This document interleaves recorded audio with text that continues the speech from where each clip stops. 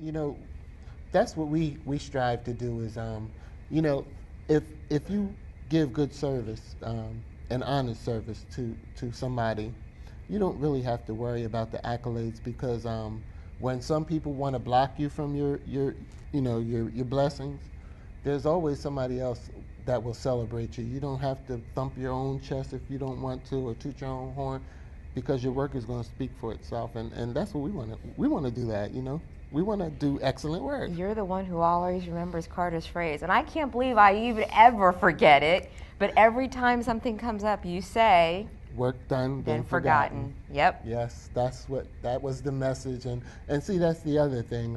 A lot of times people are coming up to us, complimenting us on the work that we're doing, but this is not something that we started. Right, exactly. You said it in your prayer. Yeah, this is something that we're continuing, and it would be so counterproductive to tear down what was already put in place. Right. It doesn't make sense, and I believe that that's vanity that makes people undermine each other or try to erase or dilute the legacy of other people. What would be the motivation? Unless you want to erase it and put your face on it or your name on it, I'm humbled by the fact that when people think of In the Upper Room, they still think of Sister the lady with the hats. That's right. That means that means exactly. that we're going with the flow, and rightfully so. And then you did her the great. I mean, the logo you made for our program was so perfect. I don't know if you, our viewers, have ever really seen it or noticed or paid attention, but when you see the Upper Room, you'll see a little silhouette, and the silhouette is Miss Neal, and it's her in mid-clap, yes. And you can see the outline of her hat, and it's just so perfect. It's perfect. I see. And the first time I saw that, I was like, "Are you kidding me? That is perfect."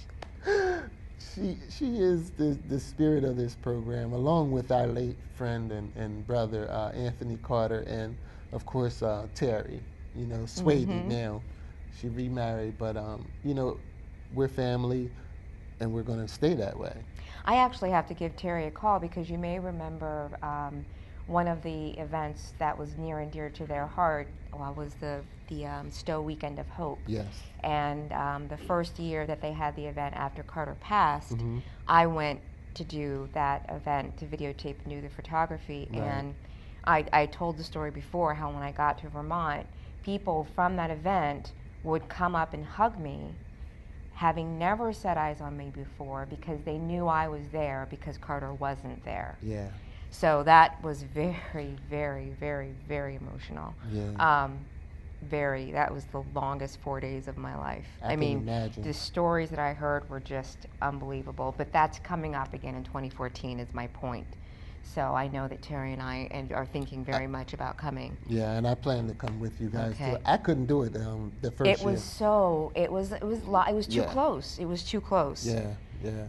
And it was only because all the years that he went and every weekend, and Abin and Keisha and Dave, you might even remember this, I would have to do the program by myself on those weekends.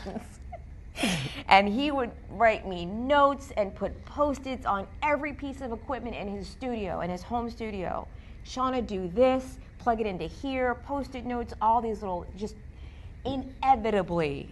3 o'clock on Saturday, I'm calling them. I'm like, help me. Yes. That is definitely the spirit of our Anthony Carter.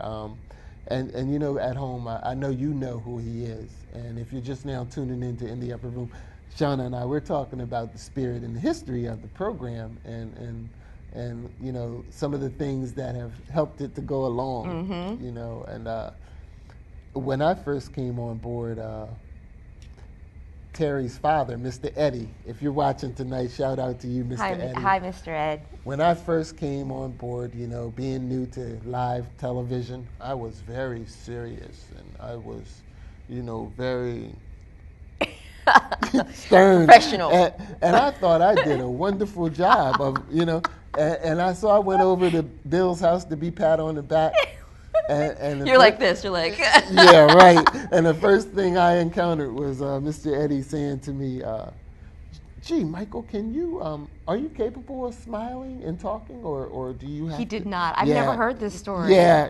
He said, you need to smile more. Relax, have a good time, enjoy yourself, you know?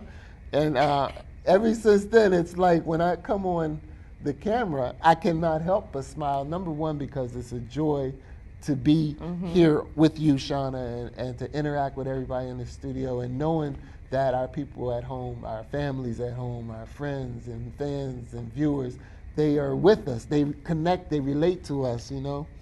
And it's like being in the living room, you know. Yeah. And it's just so much fun. It's serious work at times too, when you definitely have to address things, because God knows there are a lot of serious things going on. Yeah, a lot, and I missed a lot too. Yeah, you did. You missed a lot.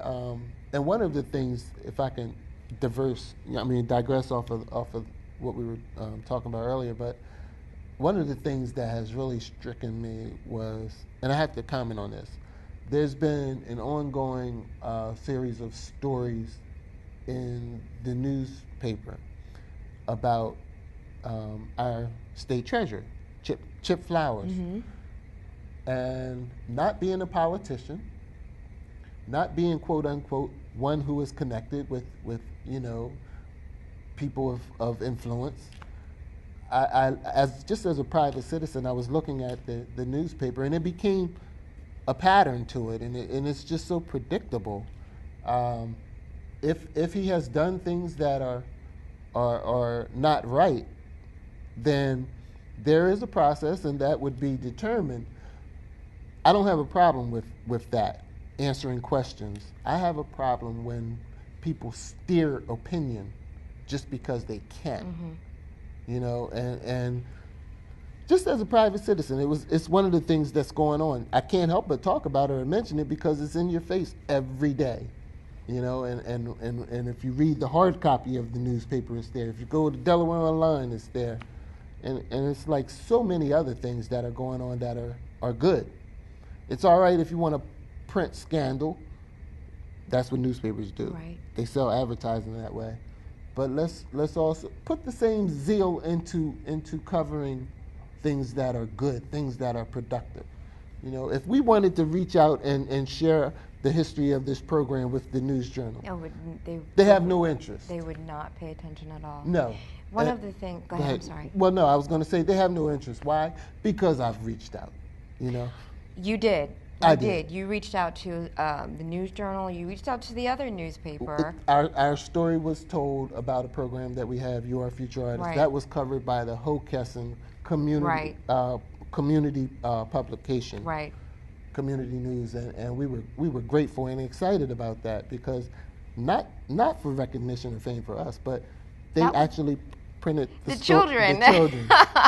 But yeah, so it's just a reflection on the consciousness of what is going on in the world today, when all attention is spent on scandal, and you know, anything that would be uplifting and enlightening to people is neglected.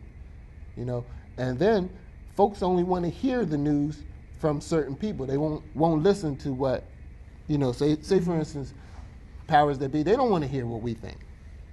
Why? Because we don't make enough money, because we don't contribute to this, because we didn't found that. You know, does that mean we don't know the truth? Does that mean that we have nothing to offer?